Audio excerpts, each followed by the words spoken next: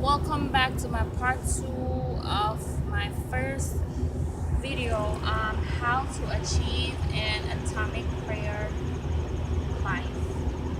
I want to apologize first off for not wrapping up my video on time and cutting off, and I'm still working on that. I'm new to this and I'm trying to get everything done packed into proportions where I fit what I have to say in timing aligned with how I finish off my video. Yes, but I want to talk about not what I want to talk about, but what I feel like the Holy Spirit is leading me, what the Lord wants me to get out. As I was saying in part 1 about prayer and different seasons in my life,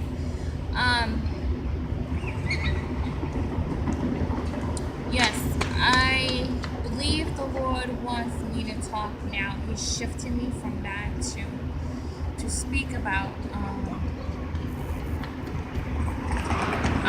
what prayer does as far as like we living in this world, how it separates us spiritually from being tame, as far as like being worldly minded. In 2012, I've seen where I've grown in prayer as far as hearing God's voice, getting filled with the Spirit, and just listening to God's voice, how he spoke to me about when he was with his disciples and he told them to go to the other side. Say, go to the other side, everyone. I believe the Lord was prophetically bringing them into a season where they were not familiar with the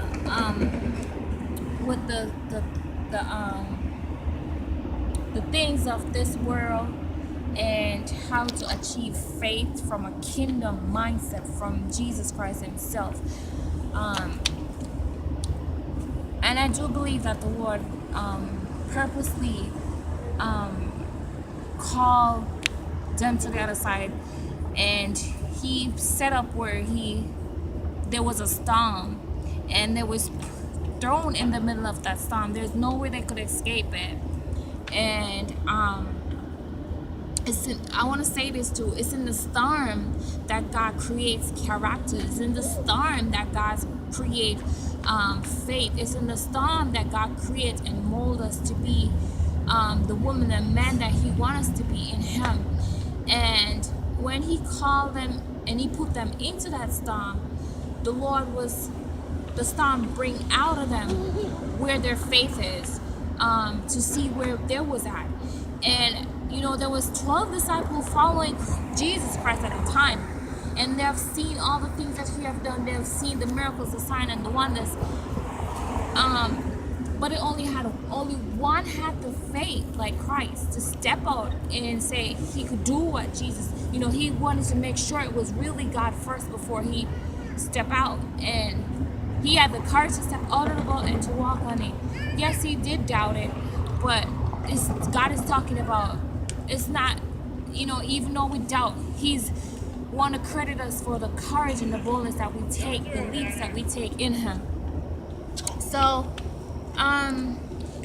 in that season of my life, God showed me how tame I was.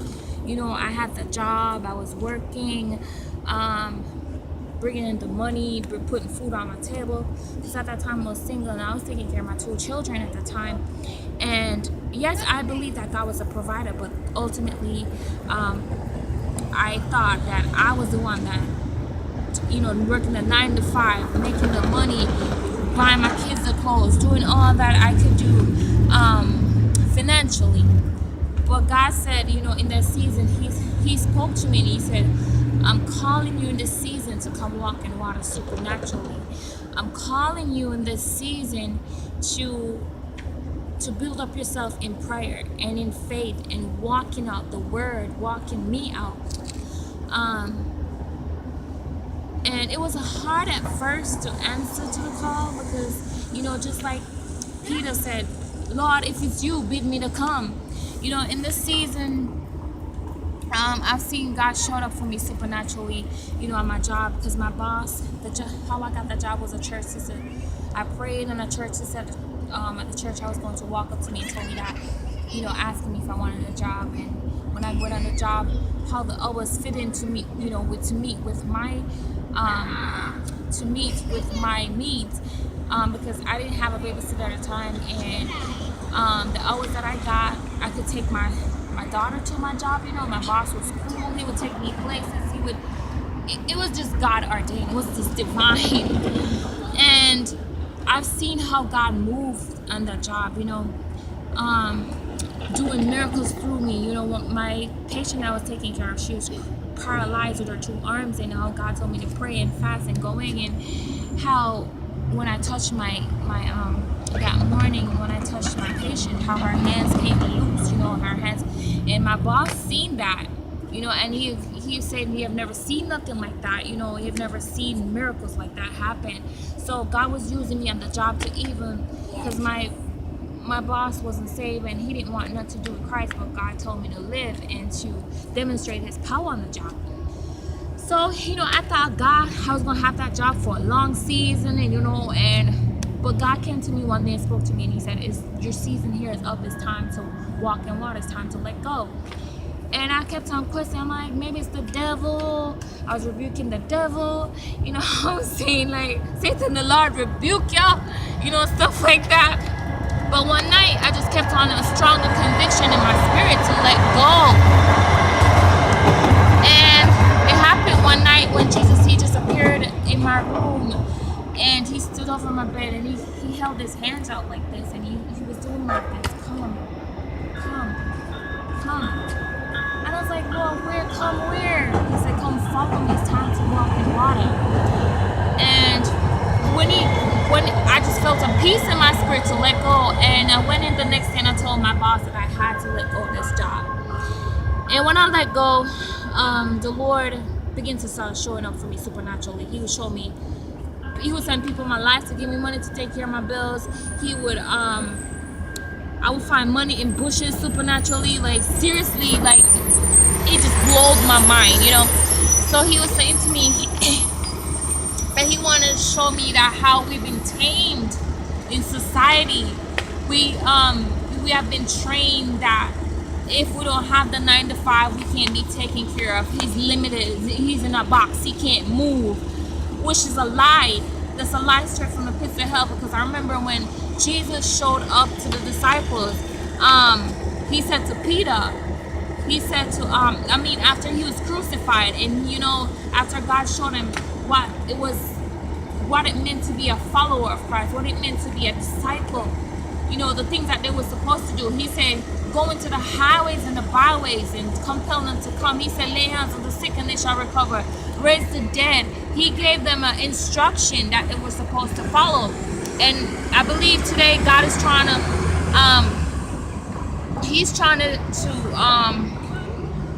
to remold us into being kingdom people. He's trying to teach us how to be kingdom worshipers in the earth, to demonstrate the power of God in the earth, to demonstrate what it means, the heavens to come down in our life.